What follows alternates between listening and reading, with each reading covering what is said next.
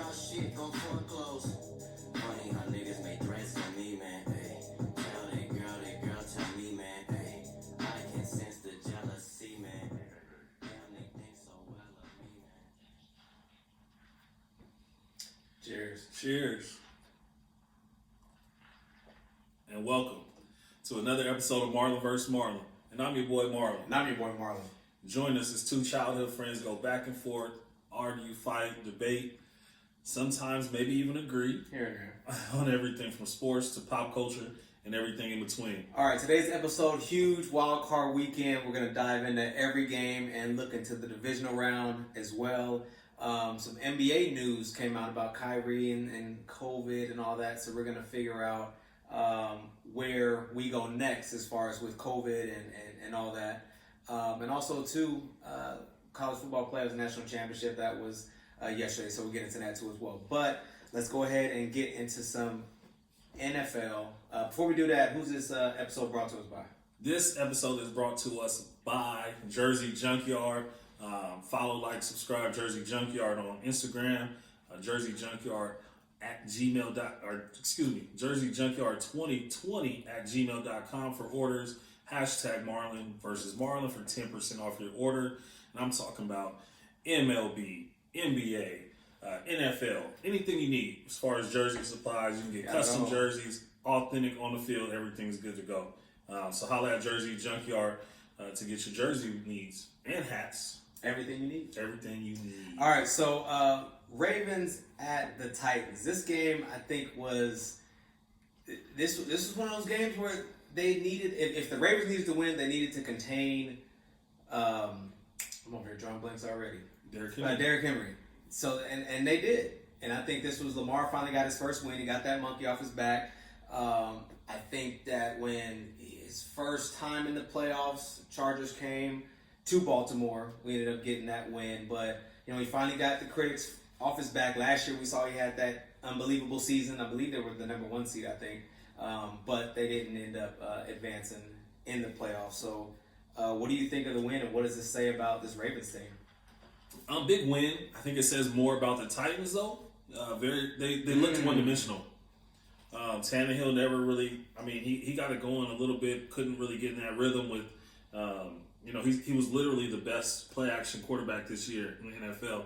But when you don't get Derrick Henry going and that running game isn't clicking like it usually was this year, the play-action game suffered a little bit. So, and this was one of those games where they kind of had somewhat of a rivalry, even though they're not in the same division with the dance-on logos and all that stuff. So there was a lot of bad blood between these two teams. So, I like it. So that definitely was a lot better. But Lamar, he's going to have better games than this. On the ground, 130-some odd yards on the ground, which is great. But passing, 17 to 24, 179, no TDs.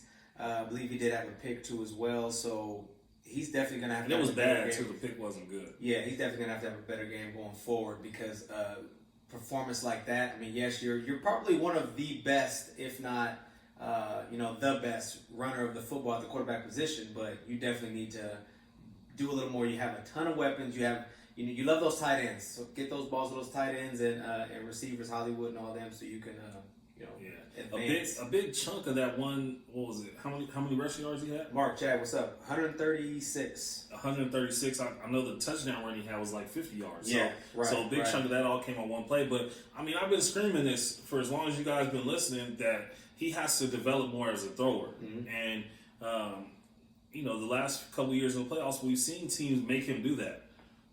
That was actually the biggest play and changed a lot of the momentum was that long run play. I think it was on third down even. Mm-hmm. And it just changed the game completely. But before that point, they looked very pedestrian and like we were going to see the third time around, just repeat itself.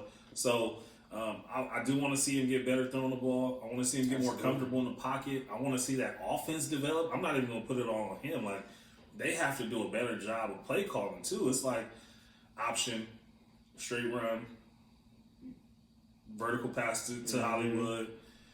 Like, it's pretty vanilla for it to be so dynamic. I don't know. I wouldn't call Henry overrated, Chad. I think they do have a great offensive line. But, when you look at Henry and what he can, because what does it do? 6'3"? Run, like, we said this before. It's almost kind of like a Eddie George type of big bruising back, you know. And I mean, 2,000 rushing yards and breakaway speed. I mean, I wouldn't call him overrated, but it's hard when you go up against a team like Baltimore who can take away what you do best. Yeah. And that's why I said this game showed me a lot more about Tannehill, and it was the Tannehill of old.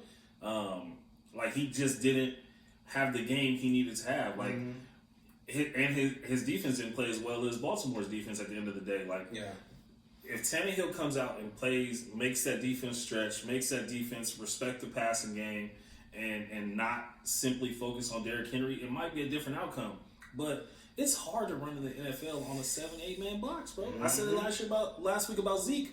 It's tough to do, and when you're the first guy on that scouting report, that's what teams are trying to take away. So absolutely, it's tough. So I got a question for you. So we've seen Lamar have these games where he can rush over 100 yards, make people miss. I think it was earlier this year, it might have been last year, where he had one of the best runs of. Some people are saying it's better than the Michael Vick run. Do you feel that he's the best quarterback, the best running quarterback, if you will, of all time? Are we talking about when he's running the ball? Just period.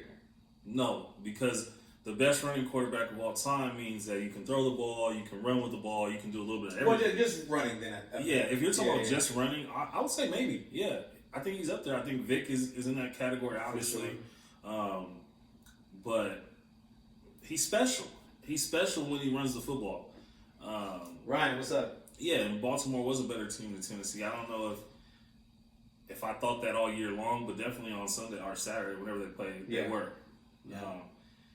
But I mean, he's probably top 2 or 3 if we're just talking about just running. Because we know throwing. I mean, we're not going to even put him in the category of, because I think when you look at Vic, just the overall power of, and he can sling that thing like it's nothing. Yeah. And he wasn't the most accurate, but I think when he got into Philly, that's when he started to get even more accurate with his passes and everything, and that explosive offense that Philly has. So Vic is definitely up there. If we're talking about overall mobile quarterbacks, and you got to throw Steve Young in there. I mean, you have to throw some other quarterbacks too. So I mean, when we talk about overall quarterbacks, I think Steve Young is in there. But when you talk about running the just ball, running, Steve Young isn't in the conversation with these guys. Not even I just left a Cunningham, Randall Cunningham, or Warren Moon, guys like that. Even Kaepernick was really effective. Kaepernick, yeah. When he had the ball and really was probably one of the first quarterbacks to bring the option to the NFL. The option play. I know some teams did it with the Wildcat formation when they would do two running backs. But as far as a quarterback running it, I think Kaepernick was one of the first, if not the first, to actually do that in the league. Yeah. And make it, a pretty different look for NFL defenses. Yeah. So now we'll go ahead and switch over to the Bills and the Colts. This is a little bittersweet for me, just knowing that Phillip Rivers might have played his last game. This was, a lot of people love to say that Phillip Rivers isn't a Hall of Famer. And when you look at the stats, I mean, he's definitely up there with everybody. But, you don't have that Super Bowl appearance, let alone Super Bowl win. So, I just think it's tough. It's, like I said, it's bittersweet. One game or one moment stuck out to me the most was when second quarter, they were down, I think, close to the goal line, went for it, should have kicked the field goal, kind of got a little greedy. Of course, if they take that field goal, we're talking about a whole different ball game. So I don't want to do the woulda, coulda, shoulda, but, it's just a little bittersweet for me knowing that this may be Rivers, the last game Rivers would have played. Ryan said he wanted to see Rivers win this game. Yeah, man. I never want to see Rivers win. I mean, I think he always wins when you talk about who has the most kids. Yeah. Maybe who has the most fun playing the game. I think Rivers is up there. I just don't. I've never been a fan of Rivers, and I'll tell you why. Rivers is one of those guys who talks a lot of trash. It was always, they say he never cuss. So he talking trash. He talks a lot of trash. But yeah. what caught me early with Rivers was he would throw a pick, and every time I saw him throw a pick, he yelled at the receiver. Like, these all aren't the receiver's fault, buddy. Some of these are he wouldn't be. He didn't seem like, to me, the type of leader that led from the front, is what I guess what I'm saying. Mm-hmm. And I never saw him take blame for anything. A sack, maybe I should have threw the ball away, an interception, anything. And that's what I don't like. I understand firing a guy up if he runs the wrong route or takes it too long, but I mean that's what. And he did cry a lot. Yeah. Hey, easy. I mean Rivers is. It's tough. He's passionate though. I mean, but okay. That's crazy. I didn't know that. What? That's very. That makes a lot of sense. Coordinator was Lamar. Oh wow. Caps coordinator was Lamar's current coordinator. So hey, I'm doing a podcast right now. You should probably be watching. But yeah, so I think that was definitely a game that was a little bittersweet. But the Bills do advance, and I think the Bills are a team that can make some noise. I think the Bills didn't catch a break by Pittsburgh losing because now they got to go up against Baltimore, the team we just talked about. If they would have went up against the Steelers, I think that would definitely help their chances of getting to the AFC Championship. But now that they have the Ravens, I think they're a better team than the Ravens. Listen. This is the thing about the Ravens. The Ravens have looked way better over the past 3 weeks, but I can't forget what I saw from the Ravens all year long. This Bills team has been consistent. This Bills team has consistently been competitive, explosive on offense all year long. You got Stephon Diggs led the league in yards, receptions, and targets. First time ever in somebody's first year to do that with a team. So, they've showed chemistry from the jump.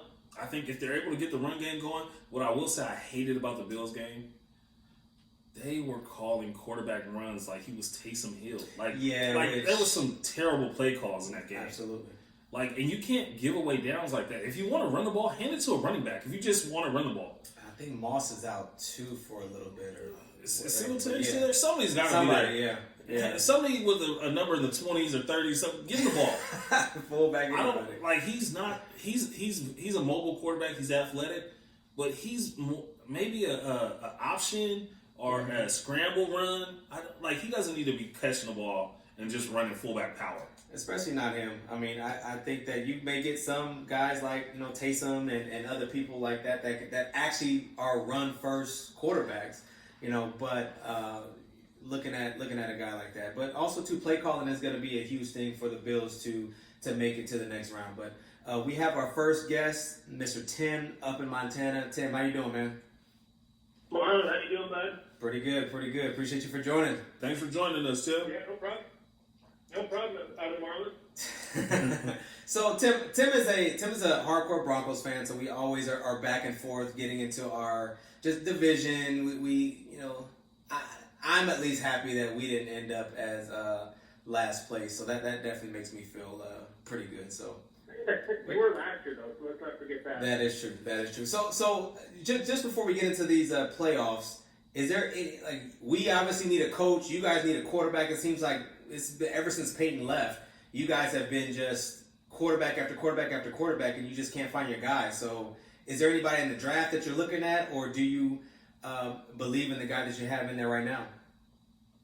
I'm kind of a Drew Lock truther, to be honest with you. I think that when he was drafted, we were told that he needed time in the system to be a good NFL quarterback. And then they went and fired his first offensive coordinator, hired Pat Shurmur, who has a really complex offense, and then drafted 2 rookie wide receivers, a rookie tight end, and a rookie center, and then a pandemic hit, and took away a lot of their practice time and stuff like that. So if they choose, whoever the new GM is, chooses to roll with him and see how he can do next year, I'm 100% on board with that.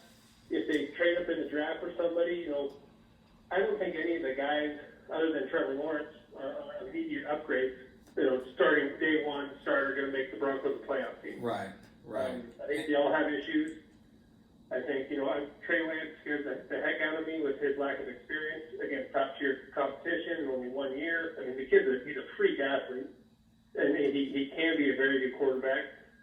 Zach Wilson, kind of the same thing. He's kind of a one-year wonder against lower competition, so that concerns me. What pick do you guys have? We're number 9 right now, so okay. We may be in that Trey Lance sweet spot, is what I'm hearing. Okay. So, they may have to trade up. It all depends on what the new GM wants to do. There's talks about, if they bring in George Payton, who was in today, that the Vikings are known for going after guys, a veteran quarterback type thing, or, if they bring in, know from the Saints? Is he going to want to trade up and draft somebody? I mean, it's going to be interesting to see what happens when they finally decide who's going to be running things in Denver. And I see, and I think regardless, whoever you guys get, whoever we get, I mean, we still have to go up against Patrick Mahomes at the end of the day for the next 10, 12 years, however long he plans to stay. So looking at this, looking at the playoffs, I mean, is there a team that you feel could possibly, outside of the Chiefs and the Packers, I mean, is there a team that AFC or NFC that you think can make the not make the playoffs, but make the Super Bowl and possibly win? Yeah, I guess it's not really a hot take, but I'm picking the Bills to win the AFC. I think they're going to beat the Chiefs in the championship game. I think that they are playing better than anybody right now. Watching that the last month of the season, just boat racing people, and stepping on Miami's throat in Week 17. Just when they scored 56 points that week, they didn't let up. They kept playing their game. They had a tough week with Indianapolis last week, but Indy's a good defense and a veteran team, and you're going to have those games on your way to the Super Bowl. I mean, you wouldn't know about playoffs and winning Super Bowls with the Chargers. I knew one was coming. I knew one was coming. Seeing three of those, there's close games every year. I mean, even when the Broncos were, in 1998, 99, when they were clearly the best team in football, then they struggled in the playoffs. Right. And that happens. And so I think the Bills, with the way Josh Allen is playing, the rapport he has with Stephon Diggs and Cole Beasley, and the thing that concerns me about them is their run game. I mean, with Zach Moss out, Devin Singletary has been a disappointment this year. They just signed Devontae Freeman, who apparently is still playing football. I didn't realize that. I've always said that dude is a concussion away of just the league saying, hey, man, you just can't come back. Like, I feel like every year the guy runs hard. I mean, he reminds me of a Ahmad Bradshaw type runner, just very, very hard runner, but always getting hurt, and it's normally always a concussion. Right, yeah, he's always taking big hits, he's always getting hurt, and, I wouldn't be surprised if Cleveland scares the crap out of Kansas City this weekend. I think with their run game, I think that they can pound the rock and keep Mahomes off the field. I think they've got kind of defense that can get after a guy like Mahomes with pressure up the middle, and then you got Myles Garrett coming to clean it up. Kind of like Von Miller did back in 2015. I think that they're going to give the Chiefs a better game than people think. I think that I wouldn't be 100% shocked if they walked out of there with a win. But I'm taking Buffalo out of the AFC. I'm rolling with Rodgers out of the NFC. I think his middle finger to Brian Gutekunst's tour is going to continue all the way to Tampa. I don't disagree with you on those teams giving Kansas City a little bit of trouble. I think what suits them best, honestly, is their home fields, and Cleveland coming from a cold place, Buffalo coming from a cold place, not running into that problem when you get up to Kansas City or get down to Kansas City in their cases. And it's 20 degrees or snowing out there. I don't think that affects their game plan at all. Even more so for Cleveland, like you said, with their run game. But I don't know. It's just a shootout. Like that. It's one of those things. Like I wasn't betting on Tom Brady for the past. Like I wasn't betting against him for the past 10 years, 15 years. And I think Mahomes is kind of in that same zone right now where. Give me Mahomes against the field. I'm not saying he's going to win it. I don't know, but it's hard to bet against him right now. Yeah, it's 100% hard to argue against the way Patrick Mahomes has played the last 3 years. I mean, he's the best quarterback in football. He can, bring you back from 24 down and 21 down, whatever it was last year. They can score in a heartbeat. I mean, they, one big pass to Tyreek Hill, and, here we go. Shoot, even Kelsey. To score again. Yeah. And that's what. Yeah, so, I was just going to say, that's what scares me about the Browns. Sorry, go ahead. No, that's what scares me about the Browns. We almost saw them let Pittsburgh back in the game last week. And if you give Mahomes an opportunity, if you get up on him quick, it's a wrap. It's not 30 seconds is too much time. Yeah. And we saw an old, end of the road Roethlisberger bring that team back to within. I think they were back down single digits in the fourth quarter there. If you give Mahomes and that offense a chance like that, now I don't trust their defense to save my life in a flood, but I don't know. It's tough. Yeah, I mean, the Kansas City defense doesn't really scare me at all. And I think another advantage, I guess I wouldn't call it an advantage so much that these guys coming in to KC have is that they're not going to be 40,000-50,000 fans screaming at them. It's going to be it's not that huge of a home field advantage. And if it was a regular year and they had the fans there, I would I'd be pretty much like, yeah, it's just give KC the Lamar Hunt Trophy and let's move on to the Super Bowl. But I think in this weird year with the way Buffalo's playing, I just think they're gonna do it. I like Buffalo. Yeah. We'll see how it all plays out. I mean, I think that some of these games can really go either way. I think, except for the Browns and the Chiefs, but definitely going to be some good games, and we'll be looking out for it. I think that'll be a good game. What, the Browns? Just as what you said, as far as the defense, I think that the Browns, yes, they have some talent on there, but Andy Reid it doesn't matter coach or no coach, Andy Reid is going to be smarter than you and whoever you have. So, especially with that offense and all the weapons, and not to mention, like, we sometimes forget about Le'Veon Bell. Clyde Edwards-Helaire, he should be back to play. So, they have weapons wherever you look. And even if you want to lock up Hill, okay, well, we have Kelsey. You want to lock up Kelsey, okay, well, we can throw Harmon or some of these other guys out there. So there's just too many weapons, and I just think that the Browns, Baker Mayfield's not going to be able to score as consistently. I mean, they can get the run game going. We've seen that, but as far as passing, you got Jarvis, you got some other weapons, but I don't think they have enough to the Chiefs. I mean, the Chiefs, they have essentially one loss. They played us the last season, but Mahomes and some of the other stars didn't play, so they essentially have just one loss the whole year. So.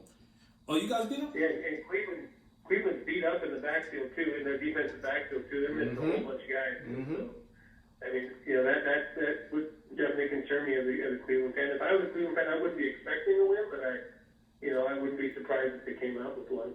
Yeah, right. Exactly. So we'll see how it all plays out. Once again, Tim, appreciate you for joining, and we'll be talking soon. Probably talking crap to each other with our teams. Yeah, sure. We'll see. We're looking forward to April, unfortunately. Maybe next year, right? Absolutely. I sound like a Raider fan. Don't make me sound like ass, man. Oh, I know, right? Yeah, poor miserable fan. So, all right, man. We'll talk soon. All right, Marlon. Thanks, guys. All right, thank you. All right. Hey, we're also gonna get Marlon on the Josh Allen fan club eventually here. Are you gonna start putting some respect on this man's name yet? He's shown me. He's showing me more. Does it take another week? He's showing me more. Oh, next week, if they win this week, definitely, because I think the Ravens are going to win this game. So for sure, we should make a friendly wager. Are we doing spread or? No, you said you think they'll win. And I think they'll win. All right. Yeah. Well, unless Baltimore's a favorite, then they don't want to spread. Baltimore. No, it's Bills -3.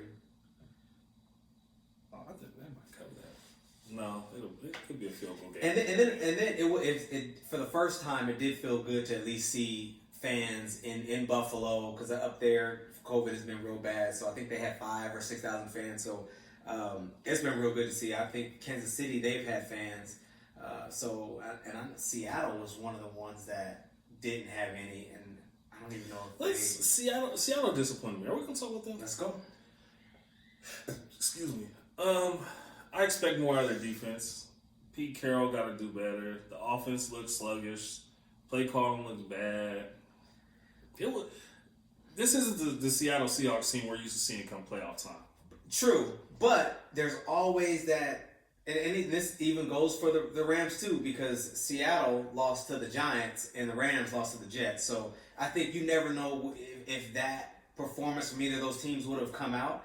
But, we've talked about this. I remember, I forget who was on. It might have been Dwayne was on with us when we said the Rams are the most complete team right now going into the playoffs, aside from the top two teams. But yeah, I said that too. But that was before the injury.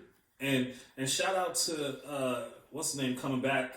Wasn't supposed to play. Jared Goff came back, and I think without him they don't win that game.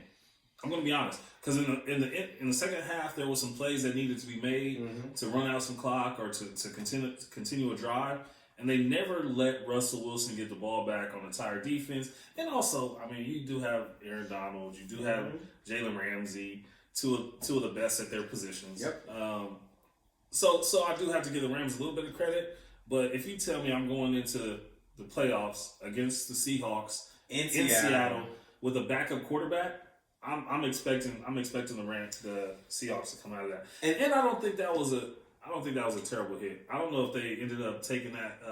I think they took the personal foul away when that backup quarterback got hurt. Oh yeah, with the It was like a shoulder to the helmet. he did go to his shoulder, but with the way his neck ended up hitting it, it looked very bad. So. And he was diving for. He wasn't sliding. But still, at that point, he's giving himself up at that point. So they're looking at it like if you're diving, or it doesn't matter, like unless you're a running back or a receiver. I mean, they're trying to protect the quarterbacks. But this is the thing. He's a runner of the ball, and when you dive, it's not like a slide. A slide, your spot. With your feet. Well, and the ball is spotted where you start sliding, so you can slide for 3 yards and the ball's still back here. But he was on a dive. You're diving to get yardage, obviously, to get to a first down. It's my job to try to stop you. Yeah. So if we collide, there's going to be some kind of contact between the head and neck area. Let's just be honest. Yeah. So what am I supposed to do as a defender? Just give you the first down every time? That's kind of crazy to me. Yeah. I understand the league is trying to protect quarterbacks at all costs. If Brady or no, Breeze, make it so they can't run. If Brady or Breeze makes that dive, I mean, it doesn't matter if they get any type of shoulder or any flag every play. No, make it so they can't run. If you really want to protect them, keep them in the pocket. Make it so they cannot run the ball. It seems like it's getting ready to be the point where you're down. And nobody wants to see that's the Pro Bowl. Exactly. Nobody wants to see that anymore. Shout out to Sean Taylor, man. Every time I think about him, just shout out to him for smacking that punter in that Pro Bowl. I don't even think we're having a Pro Bowl. I think Pro Bowl hockey's about to start. I don't think they're having an All-Star weekend. I don't think any of the... I was looking forward to hockey. Yeah, All-Star man. Weekend. I don't think any of the Who can players make the most are slap shots. Yeah. But yeah, Russ. I mean, he didn't have a great game either. 11 of 27, 174 with 2 touchdowns, both to Metcalf, which one was on a broken play. It was a scramble, a deep ball. Yeah. Metcalf got locked up. Hey, and let's do this too. You can't have a second-year guy causing the drama on the sideline that he caused that game. That cost them the momentum, and I think they tried to force feed him the ball. I don't know if you saw when he was yelling at the coach and everybody on the sideline, Metcalf. Yep. And then the very next play, they tried to force a bubble screen to him, pick 6. And with a guy like Pete Carroll, a veteran quarterback at this stage, like Russell Wilson, and a veteran in his wide receiver room in Tyler Lockett, y'all got to be able to come over and say, "Hey, look, we're trying to win this game, and we need you to win it." But forcing it to him the very next play, the DB made a hell of a play on the ball. But and the announcer said, I got to give them credit. Like, with nobody in the crowd, the other sideline can hear what you guys are yelling. Exactly. You know what I'm saying? And even still, when they're pumping in the fan noise, it's still not that loud versus 50, however many thousand people in there screaming. Yeah, it's not the same at all. So, DK Metcalf needs to learn from this. I don't know if Pete Carroll, I'm sure they talked about it, but, you can't let him, he's important to their offense, but you can't let him dictate things like that because you see what happens when you try to force it to you and that. And then, I mean, that was momentum swing for sure. Yeah. And I mean, the Rams D overall, they came to play. Aaron Donald's a little banged up. Goff, he's just only going to get a little bit better. He wasn't 100%, so was it 8 days after surgery or something? Something like that, yeah. On his throwing hand, and he came in, and I mean, he didn't have a great game, but 9 of 19, 155 and a touchdown. I mean, look, that just sounds like two guys that won playoff game. Or that sounds like Russell Wilson numbers and Lamar Jackson numbers. I'll take it. Yeah, from a guy that wasn't supposed to play. But also, true. But also too. Cam Akers, they really miss him. He was out with the high ankle sprain, so he came in, gave them a lot of yards on the ground. I think he gave over 100 or so yards on the ground, so they definitely did miss him. So he might have had 100 at the half. 130, yeah. So, all right, so Bears and the Saints. I think this game everybody knew that the Saints were going to win. Mitchell Trubisky is horrible. That the Bears are only good thing they got going for them is David Montgomery. At this point, they got decent receivers, but until they get a decent quarterback in that system, the Bears will just be the Bears. So, I'm not a fan. So shout out to them for making the playoffs because we definitely. And that's the thing, they made it just because of how everything fell into place. I mean, technically, they should have lost if who was that last team that could have got in? I don't know, but they technically made it Arizona. So Arizona technically should have been in there, but Arizona lost. So I think that would have been a more exciting playoff if Arizona would have got in. So. Well, I'm not going to do them that dirty. Like, I am. Arizona's supposed to win. If y'all don't win, y'all don't win. True, but if I'm getting this extra playoff game, I'd rather see the Cardinals go to New Orleans than see the Bears. Yeah, but that's kind of like with the whole Eagles and NFC East situation. Like, the Giants can't be mad at the Eagles for doing whatever they did or whatever they didn't do at the end of that game. Yeah. At the end of the day, you only had 6 wins. Like, be mad at yourself. Don't be mad at another team. Like, you had plenty of opportunities to even be 8-8. You would win the division. So you can't be mad at them for whether they threw the game, whatever they did. Staying in that division, Washington's front 7, really the front 4, all drafted and everything. They build that and continue to put pieces around those guys. They're going to be all right. Alex Smith, we wish him a speedy recovery, but I think that's a team too. And even the running game. The running game was actually fairly decent this year too. So I can't wait to get Dak back. Hey man, forget the Washington football team, the Eagles, and the Giants. Y'all all trash. Oh man, yeah. So you on the couch with us. Philly, Doug Peterson's gone, so we'll see. Hopefully they get Garrett, because I don't want him. All right. Hey man, shout out to Gilly. Gilly the King. He's like super Eagles fan. Okay. But he made a valid point, bro. That man won y'all first Super Bowl just 3 years ago. Shoot, it was 2 years ago. Was it 2 years ago? I believe so, yeah. And he's fired? Like, that's crazy to me. Yeah. Like, that used to get you like a 10-year contract. Easy. Statue built outside of you, like easy. So it's like that. I mean, yes, you the first Super Bowl in team history. And also, too, Carlin's been in my ear, bugging me.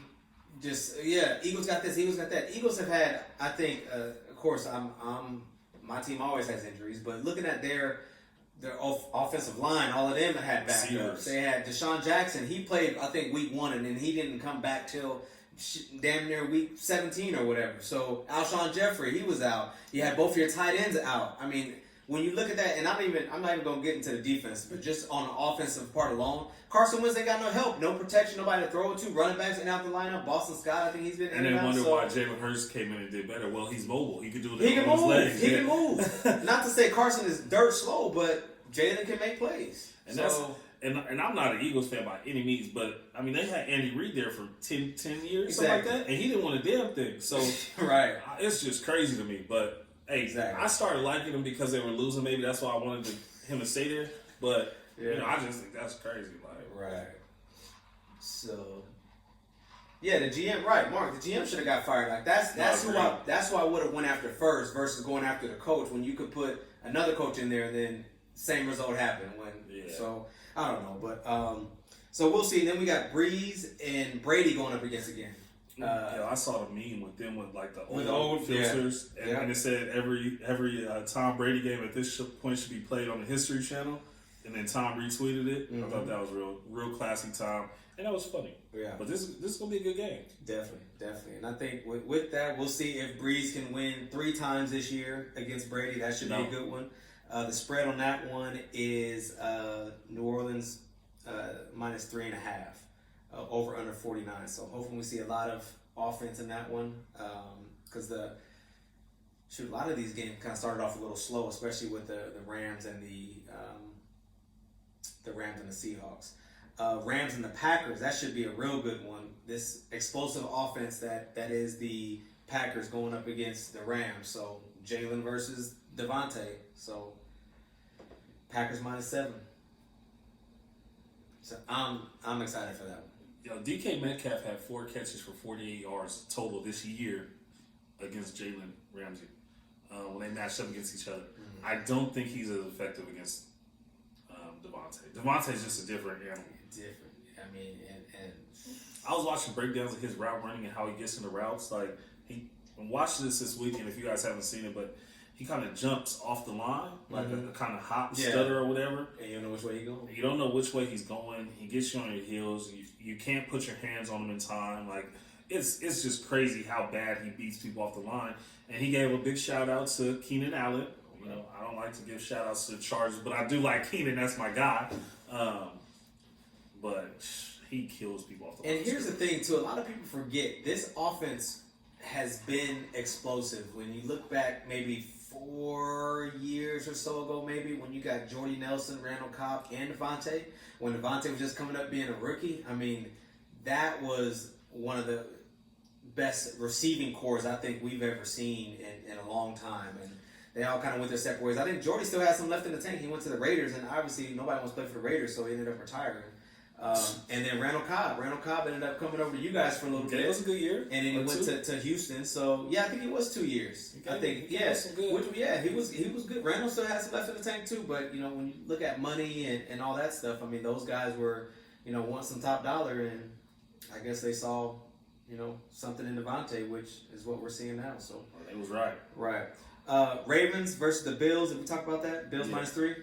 All right. I got the Bills. You got the Ravens, right? Yep. Browns versus the Chiefs. This is Chiefs -10. Damn. Yeah. I think Yes. that's so disrespectful. The second round of the playoffs, like you rarely saw 10-point spreads all regular season. Like the Jets would see them, the Jaguars would see them, but This is the type of spread we used to see whenever the Patriots used to go up against like Miami or Buffalo. that's what I'm saying. Like you don't see double-digit spreads in the NFL, let alone the playoffs. Yikes. So I take the Browns to cover, but obviously I think the Chiefs. if Pittsburgh would have won, then that would have meant Buffalo and the Ravens, and then Ravens would have went to Kansas City. That's if Pittsburgh would have won. Pittsburgh would have went to Buffalo. Ravens would have went to Kansas City. That would have been a good game. We still might get that. How? Oh, well, yeah. If they both win. Yeah. So, and then Bucks in New Orleans. We talked about that. New Orleans -3.5. I think Brady's gonna get him this last time.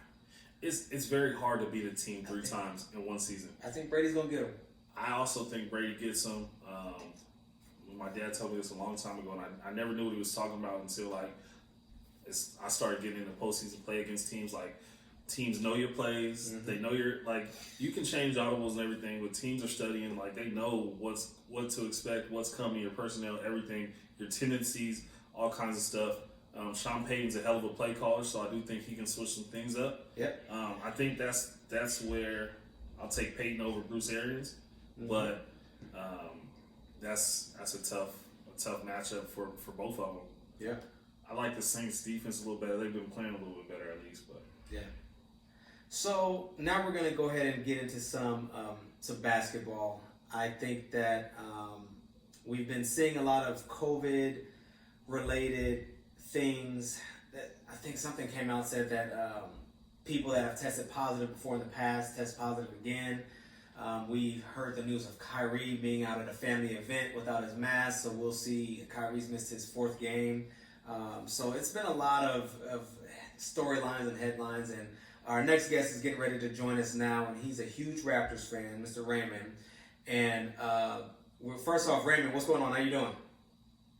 I'm great, thanks, Marlon. I hope you two are doing well, both you and your families, and prosperous 2021 coming up for you guys. I know it's late to say that, but what the hell, I haven't talked to you yet, so all the best in the year to come. no, we appreciate that. Same to you, man. Thanks for joining us. You betcha. Thanks for having me back. No problem. Yeah. So now you're a huge Raptors fan. I mean, this is probably one of the biggest shocker, I think, thus far. It's only been 10 games, but we would normally see the Raptors on the top or the middle of the 8 teams, whereas you're as the second to the last team in the East. So, I mean, for one, what's going on with the Raptors? Well, I'll tell you, I look at the record 2-8, and I've watched every game, and I got to tell you guys, I wonder how they ever won those 2 games. They've struggled. They've struggled, and I'm a huge fan, and I'll ride or die with them forever. But this really started in the offseason. Losing Serge Ibaka and Marc Gasol, but especially Serge, they are very light at 5. They bring in Aaron Baines and Alex Len, and they have been woefully insufficient. They cannot replace Ibaka's ability to block Ibaka, as I love to call him. Yeah. His pick and roll ability on the elbows, and just he was able to bring you that inside intensity that you needed to be able to offset all of the three-point shooting that they did. You knew that there was a threat for them to go inside with Ibaka, and now they don't have it. Now they've thrown in a young Canadian, Chris Boucher, a very slight, very tall, athletic young man, but he's very, very light. They've moved him into the five. Nick Nurse has. They talked with him in the past. Did an interview earlier in the season, and what he said is that the game is slowing down for him now. And that's a good sign. You know, when you're young, the game goes fast. You always feel like you're catching up, and you're behind the eight ball. The game's slowing down. He's been more effective, but it's just not enough on the inside. Masai Ujiri was, he was kind of hoping beyond hope that he could land Giannis. That was the big key in the offseason. Yeah, as a lot of other teams thought that they possibly had a chance of getting him, but yeah. No question, and it just didn't happen. It just didn't come through. Giannis decides to stay in Milwaukee, which on one level I love because it spreads out the talent throughout the league. He stays in a small market. I think that's great for the entire league. But for the Raptors, it was a killer, and so they were left, going out. Like I said, signing Baines and Len and a couple of other guys. They made sure to lock up Freddie Van Fleet, and that was huge. I mean, they need him. Steady Freddie brings that calm to the court. He's quick. He's solid on D. They extended OG Anunoby. That was important as well. It's nice to have them along, but what they've been struggling with was what they struggled with last season in the bubble, and that's really Spicy P. P, Pascal Siakam, he's not there yet. That spotlight has been shined on him now. He's got to be the go-to guy when they really need the points, and so far, he hasn't been able to do it. Now, these last two games, just last night and just lost by a point, I think, was it, right? Yeah, he had his first triple-double last night in Rip City. Yeah. Both games, he had the ball with the last few seconds left. Shout out to Melo for coming alive, too, by the way. Well, that's right. I said shout out to Melo for coming alive, too, by the way. I always love seeing Melo have flashes of Denver Melo, so yeah. Man, Melo, all that Syracuse, he just freaking killed me yesterday. That 10-point run, they went 10-0 in the last couple of minutes, and most of it was Melo. Oh my gosh, that guy, he can be an assassin too in the fourth quarter, can he? He's something to watch. Absolutely. But yeah, Spicy P, he's got the ball, and he just couldn't get it done in those last few seconds. Now, that he's not always, he's not going to miss every final shot of the game to win. You know what I mean? It's just not going to happen. He's got way too much talent. Nick Nurse has to keep going back to him, give him that belief, give him that trust. But he's got to find his way. And he's been much better in these last two games than the start of the season. The start of the season, he was a mess. It was like him and the rest of the team were still doing preseason. You know what I mean? and I think that was one of the tough teams, but I mean really with everybody, because with especially when you look at like Boston and Milwaukee and all that, those teams that were in the finals or made it a deep run in the playoffs, it's tough on all of them, just mainly because they were they're essentially everything is shortened. I mean, it's COVID. Everybody has a shorter preseason, but like you said, I think there's some teams that they weren't able to gel or they weren't able to mesh, and their record shows for it. The Raptors. I'm with you though. I think the Raptors are going to have, and you might not want to hear this, but the Raptors are going to have a really tough time the next 2 to 3 years, really, because I'm with you on Spicy P. I don't think he's the guy that they thought he was going to grow into, at least not yet, like you said. And as good as Van Fleet is, it's really hard for a guy 6 foot to lead a team to the playoffs. without at least some help, some real help. I mean, we see with Steph is the first guy that comes to mind. We all know what's around him.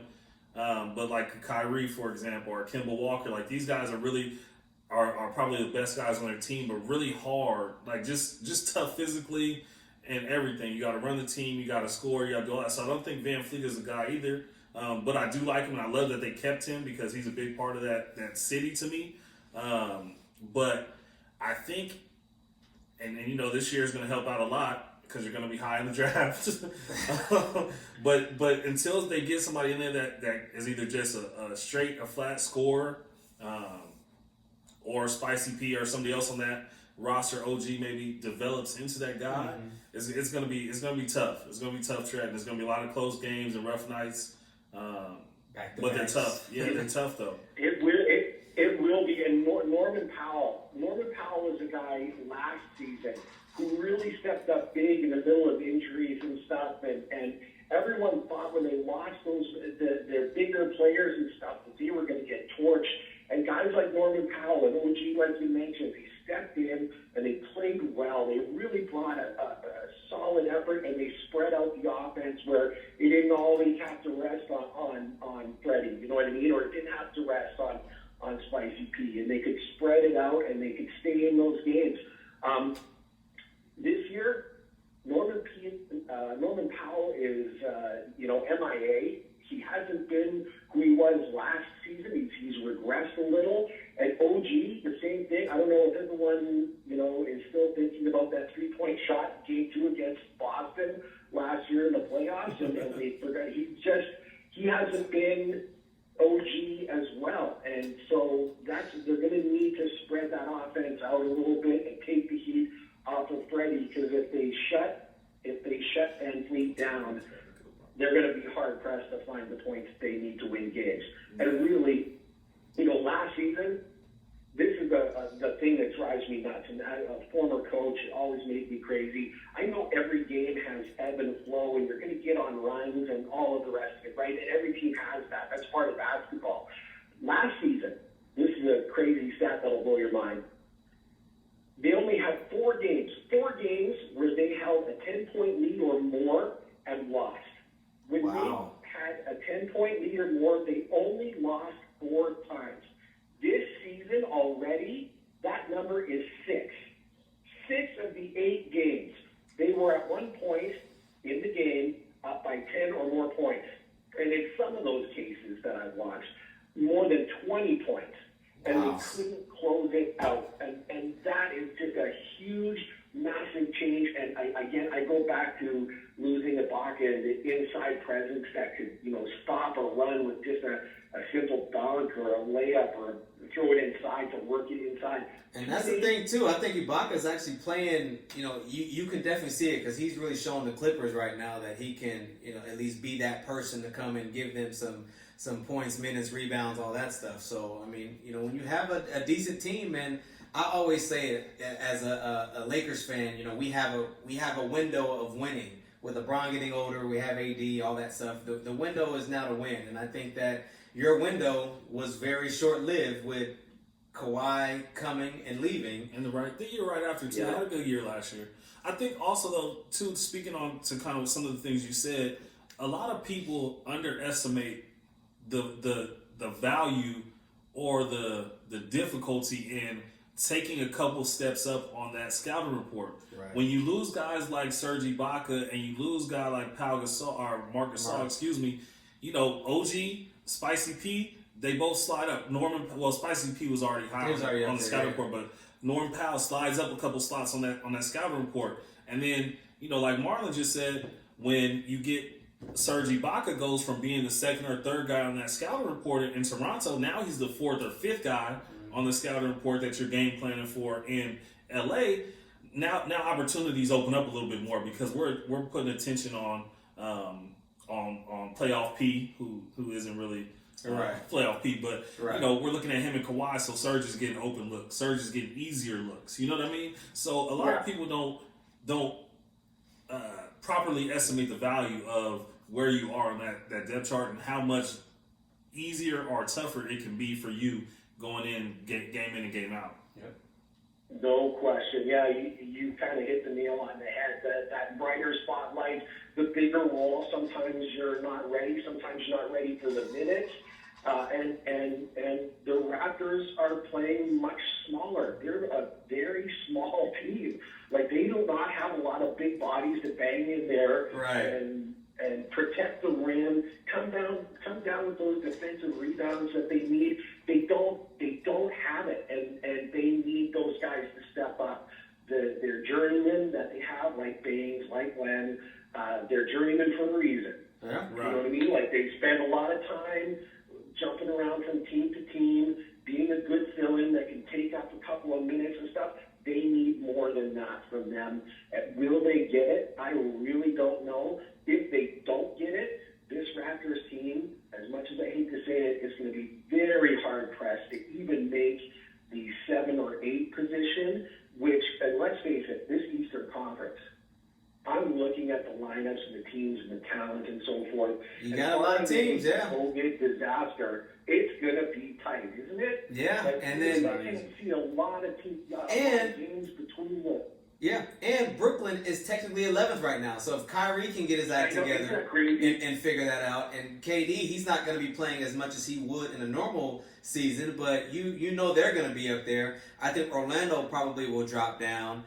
Charlotte, don't be surprised if Charlotte creeps up to that top 4 or 5. So you do have a lot of good talent that's in the Eastern. So, you know, and I would say, you know, as a Laker fan, I would say I hope to maybe see you in the finals with the decent season that you guys had last year. But I don't even think I'll see you see a playoff game with you guys.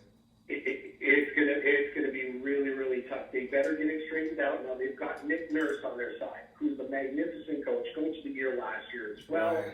He will be able to put things together and so forth for them, or at least do what he can with them. But they're in trouble, and if they get really far down, and this is hurting me to say, but maybe a deal sending Kyle Lowry somewhere that'll really want him to bring some talent, to bring some draft picks or something in. I hate the deal. I want to see him play with the Raptors for the rest of his career. Yeah. I don't want him in any other. I don't want that. Understand? I don't want that. Right. But if they are so far down in the rankings and they have zero chance at a playoff position at all, they might need to look ahead and start, dealing for the future. And it might not be, it might not be a horrible thing, but sometimes you got to game plan and figure out what's best, for your future. But Raymond, it's been great, man. Hopefully we can get some good NBA coming. Hopefully you guys can at least go up a little bit in the rankings, but we'll see about that. But we appreciate you for joining, man. Yeah, just great games. I just love watching these teams. I've got Boston, Miami, like the whole East. It's so much fun to watch, and it's going to be this season. My final comment for this whole season, the regular season is going to mean more this season than it has in very many seasons past. Everyone's kind of looked at the NBA's regular season as fodder. Yep. So, anything. Everyone's getting ready for the playoffs. This year, I think it's going to be different in the East, especially because it's going to be so much tighter. Guys, thanks so much for having me on. I love your show. Keep up the great work. Hey, appreciate it. We'll talk soon, Raymond. Thank you. You bet. Cheers, man. All right. Melo is LaMelo. I don't want to confuse the two, but I think Melo is already called Rookie of the Year. Already called that. I think the 4-game win streak, I think they're gonna. Yo, will you give Gordon Hayward some credit? No. He's averaging what? He's actually. I will say this. I'll look it up. He's killing. Definitely seeing him. I forget what game. I think it was a game against him and Lonzo. Yeah, 40-something. Yeah. So he's. I mean, for you to make $122 some odd $1 million, I need to be seeing something from you every single night. Top 25 in scoring, averaging 23. Okay, 8 games. Let me see that for 40. We can talk. It might not happen. But let's see this for Melo for 72 games, and we'll talk. Okay. Melo got some competition for Rookie of the Year, though. The kid Bane is playing really well. The other kid is playing really well, too. It's going a little under the radar with the Timberwolves, Edwards. Anthony Edwards, yeah. But stop talking about him like this is a dark horse. Like he's a second-round pick. I'm just saying. He's a top 3 pick in the NBA. I've been saying this since we started this podcast in 2018. I've been saying I can't wait for him to come into the league. But yes, was he a high draft pick? Yes. But all I've been saying was pause. I've been on him since 2018. That's all I'm saying. So, anyways, national championship. We did see that last night. Alabama did what Alabama does. Is Nick Saban that now? I'm going to phrase this in coaches of all time, any sport ever. Is Nick Saban the greatest coach of all time in any sport? No, it's easy. No. After his career is over, will he be the greatest coach? No. He's already focused on championship number 8. So this is the thing with college sports, and why I'm going to put a heavy weighting against any college coach in that conversation as the greatest coach of all time, because essentially you can get any player you want, and 99% of the time he has the better team going into these games. He's got the best. There's a picture of their 2017 I saw that class. Oh, I saw There's that. like 9 guys on there, like 3 Heisman Trophy winners, all first round picks. On YouTube. I'll put it up on YouTube, but Yeah. it's ridiculous. And when you look at things like that, you kind of have to put. It's like Gino Auriemma at UConn. Yeah. He has the best group of girls, or did have the best group of girls for 15 to 20 straight years. So yeah, he's gonna win all the games and win all the records. We saw it at Tennessee with Pat Summitt for a very long time. Like, it's just college sports. There's no salary cap. There's no free agency. So come on, let's go. Exactly. I have room, and I got 60 scholarships in football. So I can have anybody I want. So I think. So you're saying his job is essentially a lot easier than Bill Belichick, for example. How many times have we said, hey, Tom Brady's thrown to a bunch of guys that we don't know their names, and they're still playoffs, Super Bowl bound. Well, even with the 2 they lost, that's what, 8, 9 Super Bowl appearances? I think that's more impressive to me than, 7 NCAA championships. And don't get me wrong, I like college football because I think every Saturday matters a lot more. For a lot of teams, you can't have a 1-loss team and get in the playoffs. Alabama's an exception, yes. Ohio State, Clemson, those are exceptions. Right. But for everybody else, you can't lose a game and think you got a chance at a national championship. So every week matters a little bit more than the NFL, where you can see a Washington football team get in with 6, 7 wins and then have a chance, realistically or not, to win a Super Bowl. But I do have to curve the grading scale a little bit because you have the best team every year. Yeah. So when you don't perform, it's almost like you underperform. Yeah. So after the second quarter, it got out of hand. I believe Alabama scored 28 in the second quarter. After that, I turned the TV off. I went to sleep early. Yeah. So I'm always asleep early. So a few quick things. Justin Fields, I think he obviously wasn't 100%. I wonder if the Jets would even take a stab at him. Do I feel he's going to be a great quarterback in the NFL? I don't think. I think he's going to obviously need some time, maybe sit behind somebody. But Justin Fields is one, and then Devontae Smith. I mean, for 6'1", 175, this dude is a beast. And I would hate for him to go to the Jets. I mean, at that point, we only know you got one thing. Just like when Le'Veon Bell went to the Jets, we're gonna stack the box. He's not gonna go to the Jets, so he won't get drafted that high. I hope he doesn't. He'll get drafted. I mean, Heisman winner. He's gonna get drafted high. He'll be a top 10 pick, but the Jets are picking 2. He's not that kind of talent.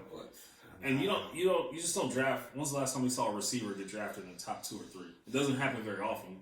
They're usually. They need to go O-line for one. I'm just hoping that he doesn't go that high. Yeah, I don't think he'll go that high. Or just goes to the Jets. Nobody wants to go to the Jets. And Godspeed on his recovery. He had a finger injury in that game where he was out. It looked like a dislocated or broken finger. I think he'll be fine because you got. But I'm sure he'll be fine. Yeah. But still, I don't want to see anybody get hurt. He couldn't come back in the game, so it wasn't something that was that easily fixed. So. I think he'll have a good career. I think he's built a lot like a Deshaun Jackson, but more of a route runner, less speed. Mm-hmm. I will say this: he's got a lot to prove at 6'1". Go ahead. What's the other receiver's name? Waddle. The guy who was their best receiver coming into the year got hurt, busted up his ankle. Waddle, I think. Anyway, 17. He should not have been playing in that football game. I know he wanted. He said it, the whole time he wanted to come back and play for that national championship, but he has 10 to 15 years ahead. The next 10 to 15 years to look towards. Yeah. And he should not have been in that football game. Nick Saban shouldn't allow him to play in the football game. And this is a part of college sports that I hate, and some pro sports. But at least at the pro level, I think the player, thinks a little bit more about it, or at least has better people in his ear about it. But that kid should not have been in that football game. He was clearly it was a game time decision, and that's never good to know that. I mean, game time. It's like, all right, well, he had surgery. He had surgery like 8 weeks ago, 11 weeks ago. That's crazy. Like he should have been playing football. That's all I'm saying. And shame on you, Nick Saban, for allowing him to. And I know he had a couple catches and whatever, but it wasn't worth it. Mm-hmm. It just wasn't worth it. Absolutely. So, did we talk about power last week? No, we didn't. Glad that's over. What you think? Glad that's over. I like it. I like the show. It's just so unrealistic at this point. Like, it's just. So they got. So Tyreek's is going to come out again next year, and you have Kanan's coming in the summer. Oh, they're doing spinoffs? Yeah. Oh, I don't like that idea. Well, I mean, it would be interesting to see Kanan, just how he came about, and like young Ghost, young Tommy. It would be kind of cool to see that, but I'm more hooked on this story. But this is my thing. Over the last 2 seasons, you kind of been fumbling the storyline anyway. So to split it and put it into 2 separate storylines, like, you need to focus on getting this one. I understand they got their audience at this point. But what storyline are you splitting, though? It's only one storyline as of right now. Oh, you mean like Tommy's? No, I said they've been fumbling. The first 2 or 3 seasons were crazy. Like, everybody was tuned to it. Right. And then it started, like, when Kanan came back from the burning building and he's still alive, like, it went downhill after that. Like, let's be honest, the storyline went downhill after that. It was first the drug dealer running New York City pretty much was a little far fetched, yes. Working with the police officer even more far fetched. But it just keeps and then the shootout with Tommy in the middle of New York and no police come ever. How many? It's a TV show. It's a movie. It's just like all these Denzel movies and Will Smith movies. Of course, stuff like this isn't gonna happen where you're gonna don't you dare put Denzel in. Oh, okay, perfect. Let me think. Denzel's had so many movies. I'm just thinking of just one random movie where he's like the bad, like Two Guns with him and Mark Wahlberg, where they're just shooting dudes. Well, Mark Wahlberg notoriously makes shitty movies. He does. We're talking about Denzel though. Denzel was in the movie. Denzel makes great movies. Okay, Training Day. Great movie. But don't you think some of the stuff was unrealistic? So all of this stuff could really happen? I mean, him shooting, like, come on now, man. Like, it's a show. So they have to keep you entertained. If everyday stuff happened, and like the bank robbery with the heist? Denzel. No, my brother told me about the heist though. You haven't watched the heist? No, my brother told me about it. Oh, you gotta watch the heist. That's one of those binge watches. Isn't it in another language or something? You gotta read the subtitles. No, you can change your whatchamacallit. It. You know how Netflix has the different settings? You can change it to where it's in English. That's what I did. I hate reading subtitles. That's what I hate about Narcos. I love Narcos. Was that the one that's in Spanish? Yeah. Okay, I remember one of them. Okay, like The Equalizer. So you're telling me that you could sit there and go and kill all the people in Home Depot and nobody comes? Apparently, it takes a long time for police to get places. You can somehow go up into a dude's house, kill all of them, and then just walk out like nothing happened. Have you ever watched E? Or like, hold on, I'm not done. I'm not done. What's the channel that the girls like that have all these killer shows? Is it E? No, it's not E. It's the other one. But you know what I'm talking Lifetime. about. Lifetime. Yeah. Where it's like the girlfriend's boyfriend kills her, and then all these things. Like, that kind of stuff really happens sometimes. Okay, well, watch that stuff. I mean, I like entertainment. I want to be entertained. I don't want to watch serial killer stuff. You know, I'd rather watch stuff like The Bachelor. Deja Vu. Oh yeah, you been watching? No. All right. Oh, but my boy Kendall, shout out to Kendall back home. He's about to be on Temptation Island, bro. He's about to be on Temptation Island. I know we talked about this a little while ago. Like, this is one of the craziest shows out there. I don't know why anybody would do it. But shout out to little bro. He about to go on there. Is he going on as a single dude? No. Oh. So if you've never seen Temptation Island is a show where you go as a couple. So it's 3 or 4 couples, and basically they put you into you basically have to live with other females. So me, him, and him, we go and live in a house with like 8 other girls, 10 other girls. Oh nah. Been together 2 years, you say? You tripping. Yeah, I'd never do it. I mean, I would be okay, but I wouldn't put myself in that situation because, you know, girls gonna be girls, man. Hey, man, shout out to you. You a vet. You a pro at this. You said you made it clear. I wouldn't have no problem. I'd be fine. Yeah. But I'm not gonna put myself in that situation just because, you know, I ain't gonna do it. But it would be fun though. But I ain't gonna do it. So, stop what you're at. But yeah. Other than that, what else you got, man? My baby. That's it. Yeah, she crying. It's time to go to daddy mode. Yeah, I mean, we may see y'all next week. We might not. We got to figure out when we're gonna take off weeks and all that stuff. So other than that, we'll catch y'all in a week or next week. Peace. We out. Oh, bitch, one thing, that's just how